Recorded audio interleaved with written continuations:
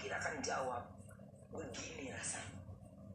Iya Ben. Jadi gue tuh diam aja, nggak bisa ngomong apa-apa. Lu bayangin nggak, gue kerja dari berjam-jam, semua impian gue pengen punya apartemen di Moi, penthouse. Ketika orang lain masih pada di mana, gue udah beli penthouse tahun berapa? Coba habis, nggak ada. Bahkan gift AC pun dia bawa. Wah, lu beli apartemen kan dapat hadiah kan? Iya kan? Dikirim duluan kan gitu. Gue dapat AC. Ya nggak apa-apa sih AC doang. Cuma maksud gue gini, kenapa lu nggak ngomong, Jir? Kalau gue dapet, gue tuh tahu karena gue datang ke sana. Gue datang ke apartemen itu kan.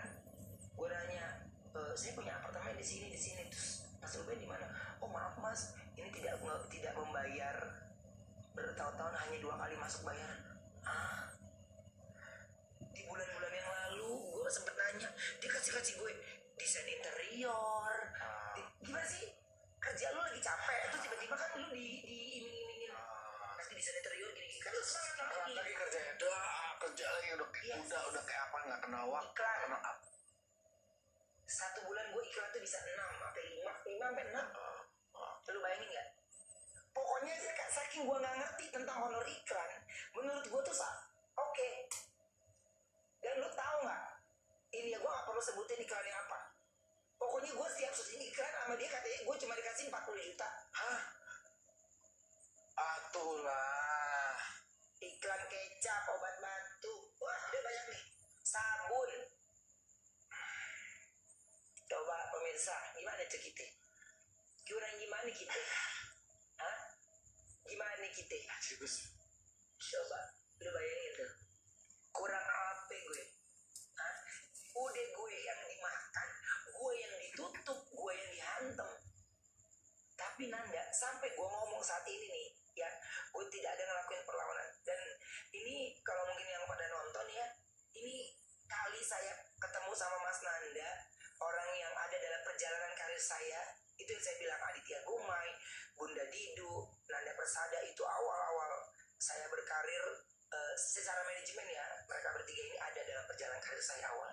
Jadi ini saya baru cerita ini.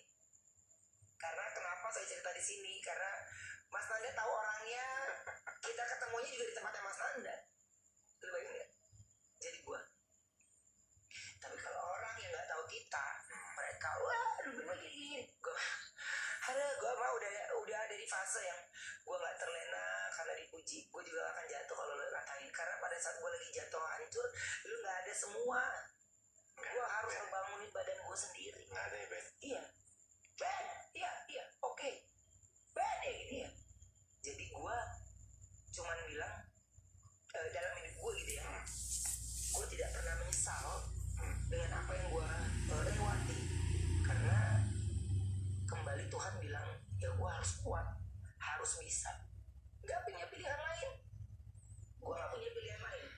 Gue speak up. Gue orang kecil, sampai sekarang gue juga masih berusaha. Jadi kalau orang bilang, wah lu hebat, lu punya ini, gue cuma gini dong, itu yang lu lihat. Itu yang lu lihat gitu kan. Gue tetap amin dan bersyukur ucapan yang baik. Ya gue aminkan dong. Iya. Gue aminkan itu, tapi gue jarang bercerita tentang Duli. Ya, tapi saking mantepnya kita nggak cerita pun, ya. Kalau kita nih A, B, C, D, E, dan Ruben, apapun pembahasannya di situ pasti bilang, di situ ada si Ruben juga kok, tahu saksinya. Padahal kita lagi makan, padahal kita sambil megang handphone. Nama kita udah paling empuk banget. Ada goreng-goreng. Iya, digoreng-goreng banget. Dan gue kan gak ngomong, iya oke. Karena menurut gue ini salah gue. Sampai akhirnya gue di 2 tahun belakangan ini tidak bergabung, tidak kemanapun itu. Karena yang gue lewatin akhirnya ceritanya sama terus. Jadi kayaknya oke, gue harus ambil sikap nih. Jadi bukannya gue menjauh dari orang, bukan. Karena gue menghindari. Lo merasa gak sih Ben makin